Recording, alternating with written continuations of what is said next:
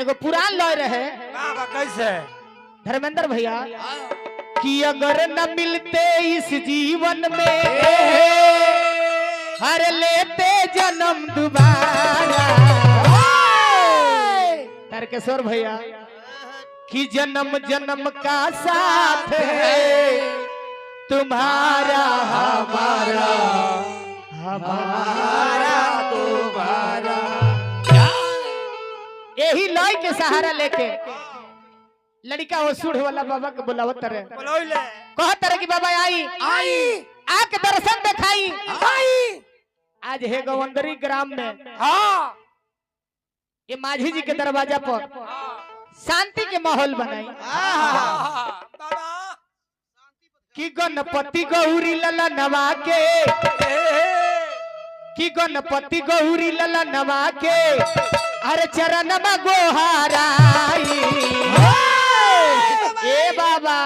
बाबा बाबा आई चलिए हमार भाई आई सुनला अच्छा तारकेश्वर भैया तोहरो घर में नाम अजीबे अजीब बा केहू के गुलबिया नाम बा केहू के किरनी नाम बा केहू के दौलतिया नाम बा केहू के फाटका नाम बा। चली हमरा किरण जी के माध्यम से किरण किरण जमुना किरण से सारा लोग प्रकाशित बा जी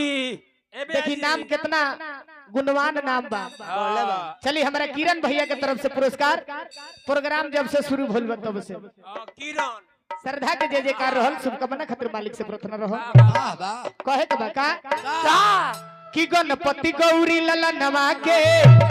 अरे चरण मा गोहाराई अरे मूस पर सवार होके अब बाबा रौरा आई दर्शनवा भी देखाई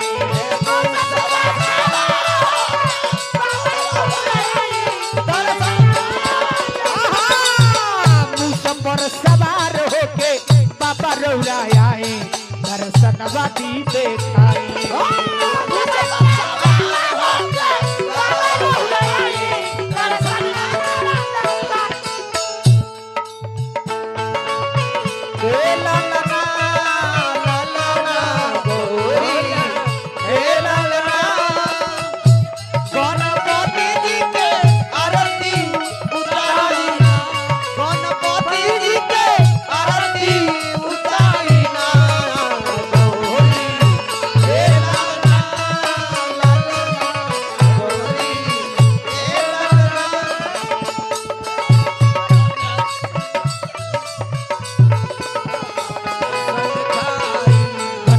गौरी लला नवा दर्शनवा आई दर्शनवा में रौरा आई गौरी लला नवा दर्शनवा आई लड़का कहले कि ये बाबा रौरा परिवार ऐसा तो परिवार है ना और रौरा परिवार के देख के सरकार नकल कैलस ई आदेश कैलस कि हम दो हमारे दो रौरा परिवार में इतना सुमति है कि रौरा परिवार में एक आदमी दुश्मन बाड़े फिर भी वो परिवार में इतना सुमति बा इतना सन्मति बा ये बाबा कि क्या कहल जाओ रौरा परिवार के जोड़ा ना हो हथिया के सूढ़ पवलो मनुष्य के ताना हथिया के सूढ़ पवलो हथिया के सूढ़ पवलो मनुष्य के ताना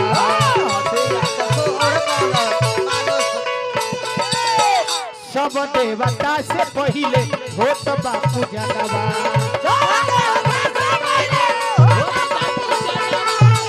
सब देवता से पहिले होत बापू जनवा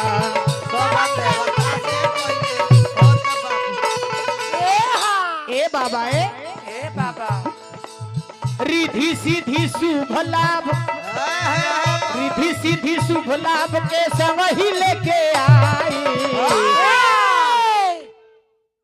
तो मूस पर सवार होके अरे सभवा में आई दर्शनवा भी देखाई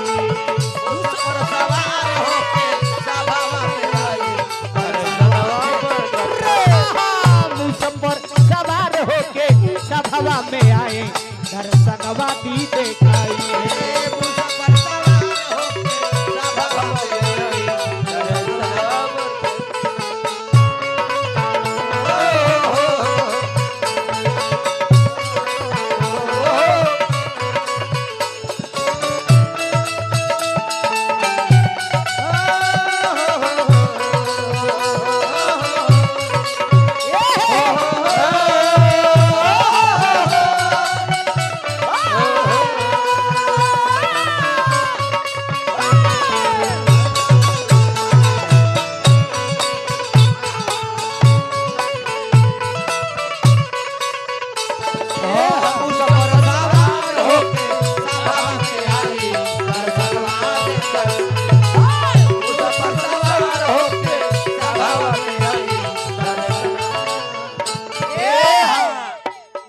राम नाम लिख के घूम गइल जब से पहिला पूजा के अधिकारी भइल तब से ए बाबा राम नाम लिख के घूम गइल जब से पहिला पूजा के अधिकारी भइल तब से अनेकों देवी देवता बानी 33 कोटि प्रमाण मिलेला 56 कोटि प्रमाण मिलेला लेकिन प्रथम पूजनीय रौरे भइनी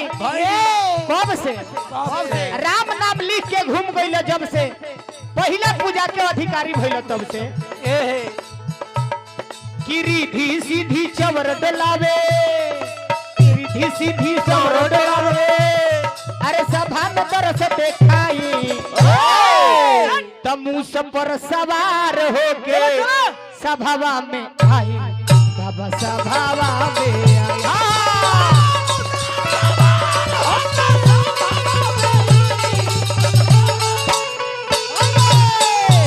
पर सवार होके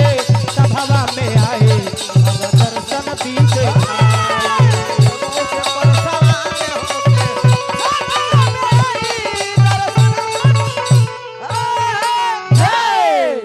चले